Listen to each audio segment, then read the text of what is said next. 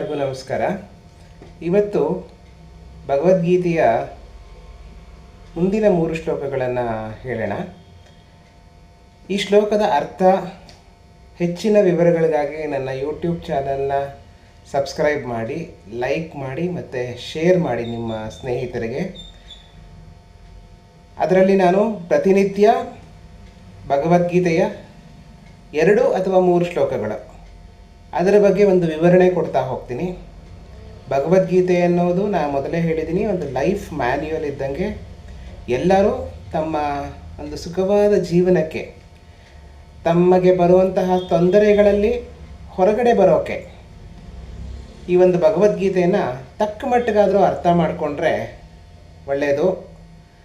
ಹಾಗಾಗಿ ನಾನು ಈ ವಿಡಿಯೋಗಳನ್ನು ಮಾಡ್ತಾಯಿದ್ದೀನಿ. ಇದಕ್ಕೆ ಎಲ್ಲರೂ ನಮ್ಮ ಸಹಕಾರ ಮಾಡಿ ಮುಂದಿನ 3 ಶ್ಲೋಕಗಳನ್ನು ಹೇಳೋಣ. ಅತ್ರ ಶೂರ ಮಹೇಶ್ವಾಸ ಭೀಮಾರ್ಜುನ ಸಮಾಯುಧಿ ಯುಯುಧಾನೋ ವಿರಾಟಶ್ಚ ದ್ರುಪದಶ್ಚ ಮಹಾರಥಃ ದೃಷ್ಟಕೇತು ಚೇಕಿತಾನಃ ಕಾಶಿರಾಜಶ್ಚ ವೀರ್ಯವಾನ್ ಪುರುಜಿತ್ ಕುಂತಿಭೋಜಶ್ಚ ಶೈಬ್ಯಶ್ಚ ನರಪುಂಗವಃ ಯುಧಾಮನ್ಯುಶ್ಚ ವಿಕ್ರಾಂತ ಉತ್ತಮೌಜಾಶ್ಚ ವೀರ್ಯವಾನ್ ಸೌಭದ್ರೋ ದ್ರೌಪದೇಯಶ್ಚ ಸರ್ವ ಏವ ಮಹಾರಥಃ.